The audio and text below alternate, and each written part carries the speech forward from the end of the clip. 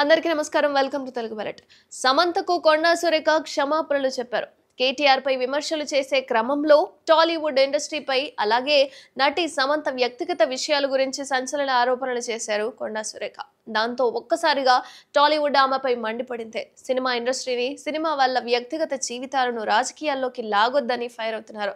తాజాగా దీనిపై కొండా సురేఖ వివరణ ఇచ్చారు. తాజాగా ఆమె మీడియాతో మాట్లాడుతూ కేటీఆర్ నన్ను రెచ్చగొట్టేలా మాట్లాడారు, ఆవేదనతో విమర్శలు చేశా అని మంత్రి కొండా సురేఖ అన్నారు. అలాగే నేను చేసిన వ్యాఖ్యలపై తీవ్రంగా బాధపడ్డా, అలాగే నా వ్యాఖ్యలను వెనక్కి తీసుకుంటున్నానని, కేటీఆర్ విషయంలో వెనక్కి తగ్గేది లేదని కొండా సురేఖ అన్నారు. అలాగే పరువు నష్టం దావా వేస్తే న్యాయపరంగా ఎదుర్కొంటాను, అదే విధంగా ఓ కుటుంబంపై నోరు జారాను అని చెప్పుకొచ్చారు కొండా సురేఖ. అలాగే నాకు జరిగిన అవమానం వేరొకరికి జరగకూడదన్న నా వ్యాఖ్యలను వెనక్కి తీసుకున్నానని తెలంగాణ మంత్రి కొండా సురేఖ అన్నారు. గురువారం మీడియాతో మాట్లాడుతూ నేను చేసిన కామెంట్స్ ఉపసంహరించుకుంటూ ట్వీట్ చేశాను, కానీ కేటీఆర్ విషయంలో తగ్గేదే లేదు అంటూ స్పష్టం చేశారు.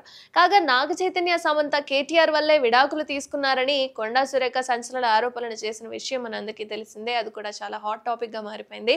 అయినా ఆమె చేసిన కామెంట్స్ ఏవైతే ఉన్నాయో పలువురు సినీ ప్రముఖులు కూడా మండిపడుతున్నారు. ఇప్పటికే ఎన్టీఆర్, నాని, ప్రకాష్ రాజ్, అఖిల్, నాగార్జున, అమల, మంచు లక్ష్మి, చిరంజీవి, ఆర్జీవి ఇలా అందరూ స్పందిస్తున్నారు.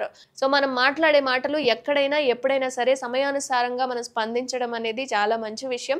అలాగే ఎక్కడ పడితే అక్కడ, ఎప్పుడు పడితే అక్కడ మనకు నచ్చిన కామెంట్స్ మనం చేస్తూ ఉంటాం, కానీ అందులో నిజాలు ఎంతవరకు అనేది ఖచ్చితంగా తెలిసిన తర్వాతే మాట్లాడితే అది మన వ్యక్తిగతమైనా సరే, లేకపోతే అవతల వాళ్ళ వ్యక్తిగతమైనా సరే కొన్ని జీవితాలను డిపెండ్ అయి ఉంటుంది. కాబట్టి మాట్లాడేటప్పుడు లేదా కామెంట్ చేసేటప్పుడు ఆలోచించి మాట్లాడడం అనేది ఖచ్చితంగా వాట్ ద గ్రేట్ లైన్ అని అనుకోవచ్చు. మీరేమంటారో కామెంట్ రూపంలో తెలియజేయండి.